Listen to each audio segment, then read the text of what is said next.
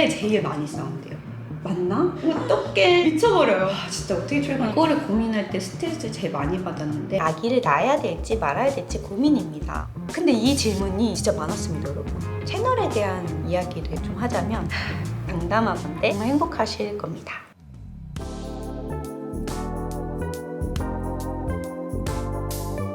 이런 질문 굉장히 많았어요. 아기를 낳아야 될지 말아야 될지 고민입니다. 근데 이 질문이 진짜 많았습니다, 여러분. 이거는 하나 말씀드릴게요. 이렇게 궁금해 하신다는 거는 아기를 만나실 마음이 있으신 거예요. 낳을까 말까 이렇게 고민이 되신다면 낳으라고 말씀을 드리고 싶고, 그런데 온전히 100% 순도 100% 나한테 나온 질문이 아니라 주변에 의해서 뭐 엄마가 이제 좀 나이도 됐는데 뭐 그래야 되지 않니? 주변의 역량에 의해서 이런 질문을 하시는 거라면 저는 진짜 반대예요. 이거는 진짜 남이 시켜서 할 수 있는 일은 정말 아닌 순도 100% 우리 복덩이님의 질문이시라면 저는 낳으셔라. 장담하건대 정말 행복하실 겁니다. 친구님이 예상하시는 복숭이 MBTI가 궁금해요. 복숭이는 이제 지금 와서 보니까 저랑 비슷한 것들이 또 많이 있더라고요. 공감을 좀 잘 하는 것 같고, 근데 또 어떨 때 보면은 저보다도 되게 칼 같을 때가 있어요. 길 가다가 저거 토끼가 들었던 분홍색 풍선이랑 비슷하다 그치라고 막 얘기하면 엄마 그 분홍색 풍선은 아기용이 들었던 거고 토끼는 안 들었는데? 막 이렇게 얘기를 해요. 그건 그냥 제가 제 기억력의 문제인가? 아픈 이인데 저랑 비슷하게 좀 작은 인 것 같고, 그리고 NFJ, 그리고 복숭이는 식재료 다양하게 먹나요? 27개월 편식이 너무 심해서 복숭이 보면 부러워요. 복숭이도 이 기복이 정말 심하고 안 먹을 때는 정말 진짜 안 먹습니다. 걱정이 많이 될 정도. 자기 주장이 강해진 시기예요. 말이 조금씩 트이면서 주장이 좀 세졌거든요. 편식을 그래서 진짜 많이 합니다. 평소에도 볶음밥이 싫다는 말을 종종 했었어요. 맨날 있는 것만 먹으니까 제가 주기적으로 한 번씩 볶음밥을 해주긴 했어요. 싫었나 봐요. 주기적으로 말을 하긴 하더라고요. 볶음밥을 아침에 한 거죠. 그랬더니 복숭이가 엄마 싫은 건 하면 안 되는 거잖아. 나 볶음밥 싫다고 했지. 싫은 거 하는 거는 잘못된 거야. 엄마 생각 좀 해. 이게 뭐 틀린 말은 아니고 이걸 참 뭐라고 해야 될지 내가 말했잖아 이러면서 이제 막 얘기를 막 하기 시작하는 거예요. 결국에 복숭이 볶음밥 너무 먹기 싫으면 안 먹어도 돼. 다시 차려줬어요, 밥을. 그렇다고 진짜 이제 먹겠다는 것만 먹이면 안 되니까 아이스크림이라고 얘기를 하고는 사실은 부족한 영양들을 좀 채웁니다. 우유나 요거트에다가 과일을 좀 넣고 올리기만 했는데도 얘한테는 아이스크림을 내가 먹는다니 이 기분에 빠져가지고 너무 잘 먹는 거예요. 그냥 뒀으면 이제 안 먹었을 것들을 잘 먹더라고요. 그래서 제 생각에는 이거는 발달 과정상 모두가 겪는 일이다. 무리해서 고치려다가 먹는 것에 흥미를 잃는 게 저는 더 큰 문제라고 생각을 하거든요. 어떤 장치들, 방법들을 쓰는 거죠. 아이스크림처럼. 21개월 아들의 언어 발달이 신경이 쓰여요. 아기랑 어떻게 놀아주고 언어 발달은 어떻게 시키셨나요? 이 질문은 거의 개월수별로 많이 받았어요. 복숭이가 아예 말을 못했을 때, 기어다녔을 때부터 얘랑 놀아줘야 되잖아요. 말도 걸어줘야 되고. 근데 집에서는 한계가 있고 또 책을 읽어줘도 반응이 없는 개월수에는 잘 읽어주고 있는 건가? 막 그런 생각도 들고, 일단 어렸을 때는 저는 나갔어요. 마트를 갔습니다. 이 마트 육아가 되게 좋았던 것 같은 게 아이들의 갤러리인 거예요. 복숭이가 그 눈높이에 있는 진열대에 있는 것들도 많이 구경하고, 정말 이게 별거 아닌 것 같지만 당근도 책에서 보는 거랑은 또 다르게 흙이 묻어있네. 고무장갑은 얼마나 또 핑크색이, 오늘 생선 세일한데 오늘 생선 먹을까? 이런 것도 얘기하고, 그리고 이제 조금 개월수가 커져갔을 때는 책을 정말 많은 시간 동안 읽어줬고, 도서관에 아기띠 메고 자주 가서 책을 빌려왔어요. 크고 나서부터는 당시에 좋아하는 것들이 보이거든요. 지하철을 타고 왔다. 지하철이 나오는 그림책을 골라주면은 나도 탔었는데 이러면서 막 몰입을 해서 보더라고요. 그 당시에 아기가 관심 있어 하는 것들, 아이스크림이면 아이스크림이 나오는 책, 그런 것들을 좀 위주로 골라서 읽어주면은 그 몰입도나 집중도가 확실히 다르더라고요. 그 지하철 책만 정말 계속 읽거든요. 진짜 계속 읽어줬어요, 그 책만. 근데 그 정도 읽어야 아이들은 이해가 좀 될까 말까래요. 그래서 자기가 조금 이해가 될 것 같으니까 또 읽어달라고 하는 거라고 하더라고요. 그때 이제 다른 책으로 넘어가 버리면 이해를 더 할 수 있는 거를 놓치는 거기 때문에 같은 책이라도 좀 많이 읽어주기도 했던 것 같아요. 결국에는 유대감도 훨씬 더 많이 쌓을 수 있고 정서에도 도움이 굉장히 많이 된다고 생각을 합니다. 복숭이 양치하는 거 좋아하나요? 이번 치과 전쟁이네요. 근데 이거는 저도 도움을 받고 싶어요. 이거 어떻게 양치를 잘했으면 좋겠는데 통스럽게 늘 하니까 기분 좋게 이루어지는 방법을 저도 궁금합니다. 그거는 조금 노하우가 있으시다면 아래 댓글로 좀 부탁드릴게요. 복직 2개월째인데 아기에게 보태주는 게 늘어나서 속상하시대요. 아기에게 떨어져서 내 일을 할 때 한편으로 너무 기쁜데 미안한 마음이 드는 게 엄마 아빠의 마음인 것 같아요. 아이에게 24시간 몰두해주고 온전히 시간을 쏟을 수 있는 사람이 과연 몇이나 되겠어요. 저도 프리랜서로 일도 하고 그러다 보니까 복숭이랑 놀아주고 싶은 듯 할 때도 생기더라고요. 저조차도 밥도 막 거의 때우는 식으로 배달시켜서 식사를 뭐 이럴 때는 복숭이한테 신경 쓰는 시간이 정말 적은 그런 날들도 있거든요. 근데 어쨌든 제일 중요한 거는 물리적인 시간, 양이 아니라 짧더라도 밀도 있게 함께하는 시간이 더 중요한 거라고 생각을 해서 우리도 그렇잖아요. 부모님께서 우리한테 24시간 다 함께 보내주시지 못하셨을 때도 있지만 또 이렇게 잘 걷고 지내고 있잖아요. 그러니까 우리 복덩이 님도 이 안에서 너무 깊이 마음 쓰시지 마시고 아기는 또 있는 시간을 더 행복한 인상으로 기억을 하고 그것을 좋은 양분으로 충분히 행복한 사람으로 자라날 수 있다고 저는 믿기 때문에 정말 내가 시간이 될 때 꽉 놀아주는 거죠. 평일이 안 되면 우리한테는 주말도 있고 빨간 날도 있고 그렇잖아요. 양보다는 짧더라도 밀도 있는 시간이 중요하다. 육아도 일도 같이 하고 있으시다는 것만으로도 이미 너무 멋진 엄마라고 너무 자책하지 마시고 화이팅입니다. 다음 질문 이어서 해볼게요. 최근에 저희 아기가 밖에서 가끔 앉거나 들어놓는데요. 안 돼 당장 일어나 이렇게 말하기도 하고 그러면서도 또 제가 너무 과민 반응하고 있나 그런 생각도 들고 복숭이가 눕거나 할 때는 친구님은 어떻게 대처하시는지 알고 싶어요. 상세하게. 이게 들어눕는다는 게 떼쓰는 상황인 거겠죠? 너무 화가 나요. 그럴 땐 이 개월수가 올라갈수록 강도가 높아지더라고요. 저도 노진 이모한테 들었던 얘기인데 좋아서 저도 쓰고 있거든요. 엄마는 떼쓰는 사람이랑은 이야기를 할 수 없어. 다 울고 마음이 진정되면 엄마한테 와. 엄마는 저기 옆에서 기다리고 있을게.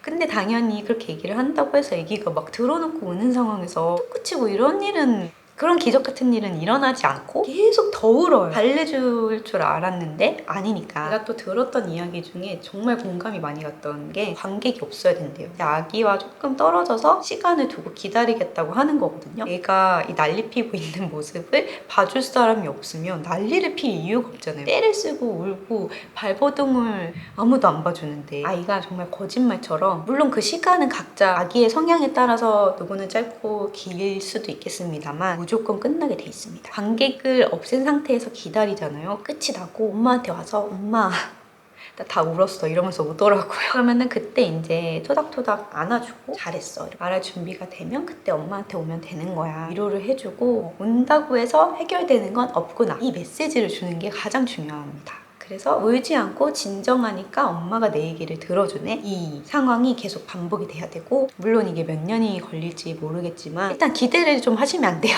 너무 우리 애가 뭐 이거 몇 번 해가지고 되고 이건 아닙니다. 굉장히 오랜 시간 꾸준히 짜증내고 울어서 되는 일은 없구나. 이거를 이제 조금씩 알게 된다고 하거든요. 물론 안타깝고 짠하고 그런 마음이 들지만 이렇게는 대화하는 게 아니야 라는 거를 알려주셔야 돼요. 좀 더 아이를 기다려주시고 근데 너무 기다리는 게 힘들다 그러면 친구는 노이즈 캔슬링을 끼고 머리를 이렇게 내리고 그렇게 기다렸다고 합니다. 아파트 노래를 부르면서 기다려주자. 내년부터 어린이집에 가는데 엄마는 어떤 마음의 준비를 해야 할까요? 노래 가는데 혼자 할 줄 아는 게 없습니다. 어린이집에 보낼 때 처음에 엄마랑 붙어 있다가 혼자 사회생활을 시작하는 거잖아요. 보내고 나서 보니까 우리 아이들은 생각보다 정말 강하고 적응을 어떻게든 잘합니다. 우리 아이들이 잘할 수 있다고 믿어주시고 엄마가 믿고 안 믿고에 따라서 아이의 행동이 결정이 되더라고요. 아직 혼자 할 줄 아는 게 없다면 어린이집의 도움을 많이 받으실 수 있을 것 같아요. 아이들이 모방 행동을 또 많이 하기 때문에 친구들이 하는 그런 어떤 행동을 따라하기도 하고 선생님께서 알려주시는 인사를 하기도 하더라고요. 엄마가 했을 때는 안 했던 것들을 새로운 사람과 새로운 환경에서 받아들이기도 하더라고요. 집에서 또 엄마 아빠가 사용하는 단어들이 쓰던 단어들을 많이 쓰게 되잖아요. 어린이집에서 선생님을 만나면 새로운 수용 언어도 더 높아질 거라고 생각이 들고요. 그래서 우리 아기는 분명히 첫 사회생활 진짜 잘할 겁니다. 둘째를 낳고 싶은 마음이 드시는데 막상 둘째를 낳자니 그게 나의 욕심 같고 현실적인 고민 앞에서 어떻게 해결해 나가시나요?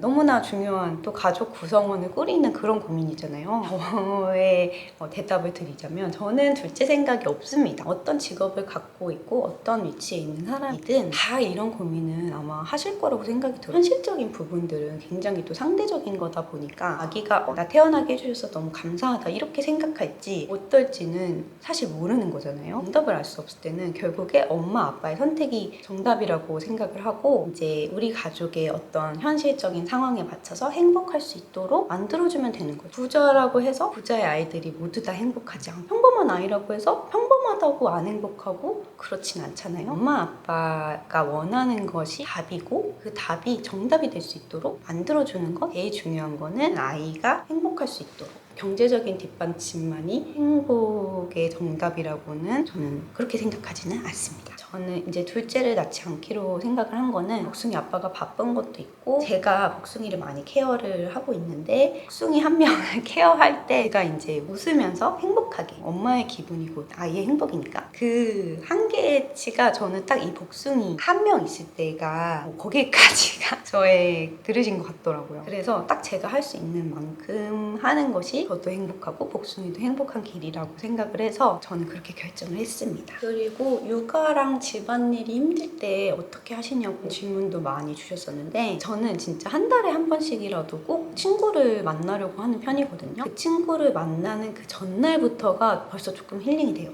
나 내일 뭐 입고 가지? 버스를 타고 이제 이어폰을 딱 끼고 만트라 들으면서 창밖을 딱 이렇게 보면은 벌써 친구 만나러 가는 길이 힐링이 되면서 친구를 만나면 또 그간의 이야기들을 막 쏟아내겠죠. 이게 많이 충전이 또 되더라고요. 한 달에 한 번씩은 꼭 저의 시간 아니면은 전시를 혼자 보러 간 적도 있었어요. 이렇게 하고 나니까 빨리 복숭이한테 가서 잘해주고 싶은 마음이 들더라고요. 그게 에너지로 바뀐 것 같아요. 육아를 할 수 있는, 집안일을 할 수 있는 그런 에너지로. 그래서 너무 힘드실 때는 하루 이틀 그냥 미루셔도 괜찮아요. 세탁기 안 돌리셔도 돼요. 일단은 나의 마음 회복부터 먼저 하시는 거를 꼭 추천드립니다. 우리는 장기전이기 때문에 이 몸조리도 중요하고 마음조리도 진짜 중요합니다.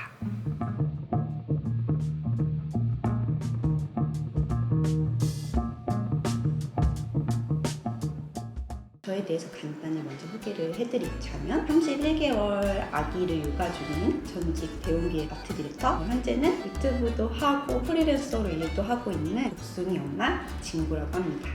우리 복동 여러분들께서 진솔하게 많이 이야기를 해주셨어요. 그래서 커피 들고 오셨죠 다들? 저에 관련된 질문들 모아봤어요. 이별을 맞이하니까 회피하고 싶고 눈물이 나신대요. 그래서 이게 지금 이성의 감성을 지배하는 때도 많아서 걱정이라고 하시는데 저도 딱 이런 스타일이에요. 눈물도 많은 편이고 감정이 이렇게 기복이 있는 편인데 저는 그런 제 모습이 그렇게 싫진 않더라고요. 우리 복덕님의 고민이 감성이 이성을 앞서는 게 고민이신 것 같아요. 근데 저는 이 부분은 인간만 가질 수 있는 정말 우아한 약점이 아닌가. 눈물을 흘릴 수 있고 웃을 수 있고 사람만이 가지고 있는 따뜻함이다 라고 생각을 해서 저는 이걸 고민이라고 생각하시는 거를 고민이라고 생각하지 않으시는 거가 관건이다. 드셔보세요. 감사합니다. 우리 떡이님도 하나 드시고. 모든 시작이 참 어렵잖아요. 그런 걸 극복하는 방법 혹은 마인드가 있을까요? 근데 시작하는 거가 어렵잖아요. 근데 저도 유튜브도 아무도 아닌데 유튜브를 한다는 게 웃기잖아요. 그냥 회사원이었는데. 근데 그냥 했어요. 유튜브를 예로 말씀드릴게요. 시작을 하는 걸 극복하는 거는 그냥 하는 것입니다. 채널을 그냥 개설을 했고 그거를 유지할 수 있게 하는 그 마인드는 그냥 일단 하고 보자. 시작을 해보니까 제가 몰랐던 좋은 것들이 많더라고요. 복숭이의 기록을 기록하고자 해서 시작을 했는데 진짜 기록이 너무 좋아요. 근데 이게 안 될 수도 있어요. 안 되면 말고. 언젠가 살다 보면은 나한테 그때 했던 어떤 것들이 나한테 돌아와요. 진짜. 안 되면 말고 하게 하는 힘은 하는 것. 남들 시선 이직하지 않는 방법이 있을까요? 이게 되게 어려운 문제예요. 근데 보통 제 경우에는 남들의 시선을 의식한다는 거는 사실 불특정 다수를 모두 의식하는 사람 저는 없을 것 같아요. 특정인일 거예요. 아마 본인도 모르는 사이에 어떤 특정인이나 특정 장소나 뭐 그런 것일 거예요. 그래서 제 생각에는 우리가 신경을 쓰는 게 굉장히 에너지 에너지 소모가 많고 그게 조금 부정적인 기운이잖아요. 나를 좀 신경 쓰게 만드는 사람, 물론 이 사람이 나쁜 사람은 아니어도 내가 신경 쓸 수 있거든요. 내가 좀 괜찮아졌을 때 다시 이분을 만났을 때 오히려 또 더 잘 지낼 수 있거든요. 참고 의식하지 마세요. 이거는 사실 너무 힘들어요. 잠깐이라도 나를 좀 떼어놔면 그렇게 좀 말씀드리고 싶습니다. 19살입니다. 좋은 대학을 진학하진 못했지만 지금 내가 있는 자리에서 열심히 하면 된다고 생각하는데요. SNS만 봐도 너무 잘난 사람들이 많아 위축되는 요즘입니다. 앞으로 잘 할 수 있을까요? 제 19살 때 제가 생각이 나면서 그때는 되게 주변에 휘둘릴 수밖에 없고 잘난 사람을 의식을 하게 되고 보이게 되는 시기예요. 우리 복덩이님께서 볕을 많이 봐서 그런 더 사회적인 성장 그런 것들이 펼쳐지는 시기라고 생각을 하거든요. 나를 위축하게 만드는 것들로부터 이렇게 자꾸 해를 가려서 그늘 속에 있게 되면은 우리 복덩이님이 마음도 단단해지고 뿌리도 넓게 깊게 내려야 되는 그 시기가 조금 아깝게 흘러가요. 주변에 그런 분이 계실 거예요. 복덩이님을 더 의욕적으로 만들게 하고 좀 더 긍정적으로 만들게 하는 사람이 있을 겁니다. 그 분 옆에 계세요. 그래서 좋은 기운 많이 받으시고 단단해지는 연습을 시작하는 시기라고 저는 생각을 합니다. 진구님 피부 관리 질문 진짜 많았는데 네. 숨김없이 공유를 해달래요. 피부 관리요? 그러니까 제가 이 얘기가 나올 때마다 매번 대답을 못 드린 게 똑같아서 그래요. 레티놀 관리 하셨어요? 안 하셨어요? 비타민, 레티놀이랑 비타민 이 두 가지가 저는 기본 코어예요. 그 다음에 컨디션에 맞게 조금 추가를 하고 빼고 그런 일단은 레티놀 그리고 비타민 이거 두 개를 꼭 챙겨주세요. 기본적인 홈케어가 가장 중요하고 그리고 1년에 한 번 정도는 이제 작년부터 시작을 했는데 써머지를 받는 것으로 하고 있습니다. 각 잡고 한번 제가 브이로그에서 그 스킨케어 처음부터 끝까지 찍어보도록 하겠습니다. 진구님은 남편분이랑 다투거나 싸우실 때 어떻게 푸시는지 궁금해요. 이 아기가 3살 전까지가 원래 제일 많이 싸운대요. 아니 이상하게 복숭이한테 늘 잘해주고 나면은 이게 통량의 법칙이 있나 봐요. 힘드니까 부부싸움이 잦은 시기가 맞고 근데 이게 다 사사로운 다툼이잖아요. 뭐 계기는 없어요. 그냥 이거 왜 뚜껑 안 닫았어? 이걸로 싸우는 거잖아요. 짜증이 났을 때는 말을 안 하다가 뭐 이제 복숭 아빠도 복숭이 자고 나면 그래서 오늘 치킨 시켜? 크크크 그렇게 풀고 그렇게 사는 거죠. 뭐 다 똑같습니다. 건강관리는 어떻게? 아기한테 너무 쉽게 감기가 옮아요. 저 진짜 살면서 이렇게 감기를 자주 걸려본 적이 복숭이 키우면서 지금이 처음이거든요. 엄마 아빠분들께서 시간도 없고 관리를 할 뭐 그런 여유가 없잖아요. 가장 빠르고 간편한 방법을 까먹을까봐 좀 이렇게 써왔는데 제가 먹는 것들을 말씀드릴게요. 비타민을 메가도스를 좀 오래 했어요. 하루에 3000mg이나 뭐 그 이상을 먹을 때도 있고 비타민 D 그리고 콜라겐 제너레이터 오메가3 포큐텐 그리고 유산균 매일 먹습니다. 진짜 많이 드시네요. 배불러요. 이거 다 챙겨 먹어요. 매일 꾸준히 먹는 게 또 중요합니다. 이런 질문도 있어요. 네. 사랑이라는 게 뭘까요? 저도 그거 봤는데 저는 그 분이 되게 궁금하더라고요. 사랑이 뭘까요? 라고 질문하시는 분은 어떤 사람일까요? 왜냐면 이런 생각을 하시는 분들을 되게 좀 좋아하는 편이에요. 사랑이 뭘까 생각을 해봤는데 결국에는 난 복숭이를 만나고 물론 이제 복숭이 아빠를 만나고서도 느낀 게 사랑이 근데 뭔가를 초월하는 사랑은 사실 아기를 만났을 때인 것 같아요. 저의 경우에는 상대를 생각하는 게 물론 그 연인과의 관계에서도 그렇지만 복숭이 만났을 때 내가 이렇게까지 나를 안 챙기고 남을 챙길 수 있구나 라는 거를 복숭이 만나고 알게 됐거든요. 사랑이 왜 희생이고 정말 진부하지만 그런 것들이 나와보니까 알겠더라. 정말 그렇더라고요. 회사 후 어떤 마음으로 지내시는지 제일 궁금해요. 이거를 고민할 때 스트레스를 제일 많이 받았는데 제가 꾸미자 직업을 내려놓는다는 게 맞나? 근데 어떻게 보면 배움기획에서 그만두는 거는 맞지만 그렇다고 내가 아트 디렉터를 진짜 평생 끝인가? 그렇게 생각하면 저는 또 아니라고 생각하거든요. 제 사명에 맞게 일을 할 수 있을 거라는 생각을 했고 일을 그만뒀을 때 더 중요한 게 어쨌든 내가 계속 경제적인 어떤 활동을 했고 생산을 하던 사람인데 그 생산성을 멈춘다는 것에 대한 두려움도 있다고 생각을 해요. 국가를 선택한 이유는 너무 이제 다 아실 거라고 생각을 하니까 저는 일단 현실적인 걸로 조금 말씀을 드릴게요. 제가 계속 생산한 생산적인 활동을 할 수 있는가, 어떻게 얼만큼 할 수 있는가가 또 중요했고, 그 길을 찾은 후에 그만둘 수 있다고 생각을 했어요. 이거는 좀 계산에 관한 부분인데, 제 월급에서 이제 시터 비용이 나간다고 계산을 하고, 제 월급에서 시터 비용을 뺀 나머지 금액, 제가 다달이 벌 수 있다면 제가 목숨이를 보면서 나머지를 유지를 할 수 있으니까, 그래서 비용적인 부분은 그렇게 좀 해결해야겠다 생각을 했고, 회사라는 게 밥벌이의 수단도 맞지만 또 자아실현도 있잖아요. 아트 디렉터 업은 프리랜서로 또 해올 수 있는, 저의 경우에는 충분히 또 그게 가능했기 때문에 이거를 결정하게 된 거는 사실 그것도 있어요. 제가 장기적으로 회사 생활을 했을 때 내가 이게 맞을까? 그 고민도 사실 복숭이를 갖기 전부터 사실 했던 거였고, 근데 저의 경우에는 회사 생활이 끝까지 나는 회사 생활 할 거야 막 그런 거는 또 아니었어요. 위로 올라가야 되고 크리에이티브 디렉터 쪽으로 가야 되는데, 저는 그냥 현업이 좋더라고요. 아이디어 내고 만들고 하는 그쪽 일이 더 잘 맞아서 저의 회사 생활에는 조금 끝이 있다고 생각을 했고, 그렇기 때문에 또 이렇게 결정하기가 쉬웠던 것 같습니다. 그러니까 저의 결정은 이러하지만 엄마가 다시 본인의 커리어로 돌아가는 것도, 그 결정도 진짜 정답이라고 생각을 하거든요. 우리 엄마가 자기가 하던 일을 지켜냈구나, 나를 키우면서도 엄마의 일도 멋있게 성장을 시켰구나 라고 생각하면 훨씬 더 자랑스러워 할 거예요, 분명. 지금 근데 우는 건 또 너무 못 보겠어요 라고 하시는 그런 고민이 드실 때는, 지금 당장의 아기의 우는 모습 말고 아기가 컸을 때 자랑스러워할 그 얼굴을 꼭 떠올려 보셨습니다. 저의 선택도 아기를 위해서 내가 100% 희생하고 커리어를 다 단절했다, 아닙니다. 저는 원래 회사를 다닐 때부터 생각을 해오던 저의 인생의 한 과정일 뿐이었고, 근데 그 타이밍에 그냥 복숭이와 육아가 조금 그런 포인트가 됐을 뿐이고, 아기를 위해서 육아를 하시는 것도, 다시 커리어 쪽으로 돌아가시는 것도, 두 가지 길 모두 다 정답이라고 생각합니다. 엄마 아빠가 행복하시면 아기도 결국에는 행복한 아이로 자랍니다. 저는 그렇게 믿습니다. 부모님들께서 행복한 선택을 꼭 하셨으면 좋겠어요. 육아와 자신의 일을 병행하고 있는 사람들을 보면 금 마음이 시끌시끌해지고는 해요. 이 시간을 어떻게 생산적으로 써야 좋을까요? 저는 우리 복덩이님께서 이미 시간을 생산적으로 쓰고 계시다. 어떻게 생산적으로 시간을 쓰지? 이 생각부터가 이미 생산적인 시간의 출발입니다. 이미 쓰고 계시다. 이제 출발하셨다. 그리고 저는 이런 괴로움 있잖아요. 어떻게 내가 생산적으로 시간을 쓰지? 우울해요, 사실. 근데 이 우울함은 굉장히 긍정적이고 건강한 우울함이라고 생각을 하거든요. 아기가 어린이집 갔다고 하셨잖아요. 일단 나가주시고 좋아하는 카페를 가십니다. 아이스 아메리카노 말고 달달한 거 하나 시키세요. 그 바닐라 라떼 이런 거 하나 시키셔가지고 기분 전환이 되거든요. 조금 더 다음 활동을 할 수 있는 에너지가 생깁니다. 나가서 산책을 하신다거나 마음속에 뭔가 내가 해보고 싶었던 거라든지 조금 명확해질 수도 있어요. 내가 몸을 이렇게 쓰고 밖을 나가고 새로운 공기를 맡으면 그 머릿속에 생각했던 거, 나 뭐 해야 될지 모르겠어 라고 해도 내가 조금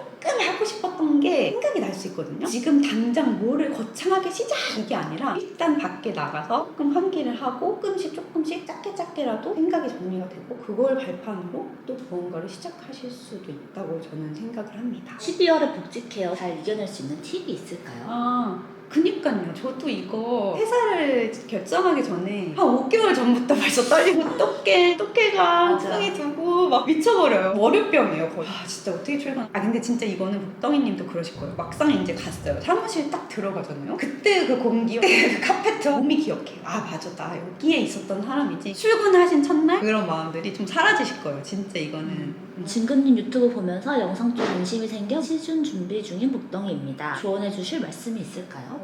일단 저희 채널을 보고 그렇게 좀 생각을 하셨다니 너무 영광이고요. 시작하시는 분들에게 중요한 거는 이제 크리에이티브적인 기초 체력을 기르셔야 되는데, 내가 좋아하는 취향 그런 것들이 결국에는 영감을 만들어주거든요. 그 영감은 아이디어를 만들어줘요. 그래서 우리 크리에이터들한테 제일 중요한 게 이제 아이디어잖아요. 그런 마음이 드시고 나도 저 감독처럼 좀 영상을 만들어보고 싶은데, 그런 것들이 영감이라고 생각을 합니다. 많이 보시고, 예술은 카피는 안 되지만 훔치는 건 됩니다. 영감을 받으시고 그걸로 새로운 창작물을 만드시는 연습을 많이 하셨으면 좋겠습니다.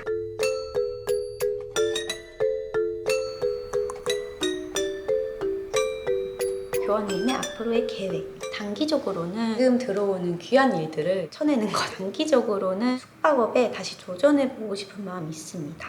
숙소를 한번 꾸며보고 싶은 마음이 있고, 채널에 대한 이야기를 좀 하자면, 복숭이가 정말 아기였고, 복숭이와 있는 시간이 하루 24시간이 정말 맞고, 어린이집에 다니지 않았고 이랬을 때는 이 육아일기라는 게 너무 딱 맞고, 채널의 처음 방향도 이 아기의 성장을 기록하는 채널의 정체성이었기 때문에 육아일기라고 이름을 지었는데, 지금 이렇게 시간이 2년 정도가 흐르고 나서 보니까 이제 아기가 커나가면서 육아일기라고만 하기에는 조금 단어 사이즈가 조금 더 다른 것들을 이 일기에 많이 담을 수 있지 않을까? 그런 생각이 들더라고요. 그 다음부터는 복숭이가 말을 하고 가족 구성원으로서 이제 의견을 내고 막 이런 지금의 상황에서는 결국에는 이 가족의 일기가 된 것 같거든요. 이제 육아에서 한 단계 더 나아간 거죠. 채널이. 복숭이의 성장과 함께 어떻게 보면 이 일기도 같이 조금 성장을 한 것 같아요. 복숭이가 지금처럼 없는 시간도 생기고, 또 저의 이야기가 그 시간에 들어갈 수도 있고, 지금의 육아일기에도 그런 식으로 구성이 되어 있었는데, 그러다 보니까 이 채널의 더 정확한 이름은 지금 현재 시점으로는 복숭이의 일기가 맞지 않을까? 그런 생각이 들었습니다. 처음에 이제 이 채널의 어떤 한 시절의 기록이라고 했는데, 그 한 시절을 넘어서서 우리 복덩이님들 주변에 저 같은 어떤 사람의 삶의 기록, 그런 채널이 되었으면 좋겠다는, 그냥 그때 시즌을 잠깐 보고 끝나버리는 영상이 아니라 우리 주변에 어떤 가족이 있는데 이 가족은 이렇게 아기가 태어났고 그래서 이렇게 자라서 지금은 이런 식으로 살고 있어 하는 그 삶의 어떤 흐름이 육아의 기록을 넘어서서 그런 삶의 기록 쭉 담겨있는 채널의 방향성이 조금 다음 단계로 나아가는 시점이라고 볼 수 있을 것 같아요. 우리 복덩이님들께서 이때쯤에 이 사람들은 어떻게 지냈었지? 생각이 날 때 그냥 한 번씩 꺼내볼 수 있는, 정말 들키고 싶은 그런 일기장? 솔직한 일기장? 그런 느낌의 채널이 되었으면 좋겠습니다. 내년부터는 복숭이네 일기로 우리 복덩이님들께 찾아가도록 할게요. 그렇다고 해서 뭐가 많이 변하는 건 없습니다. 변하는 거 없고 그냥 복숭이네 그런 좀 다양한 모습들, 그런 것들을 더 진솔하게 담는 그런 일기장으로 만들려고 하는 거니까요. 지금처럼 우리 계속 잘 지내봤으면 좋겠습니다. 감사합니다. 안녕.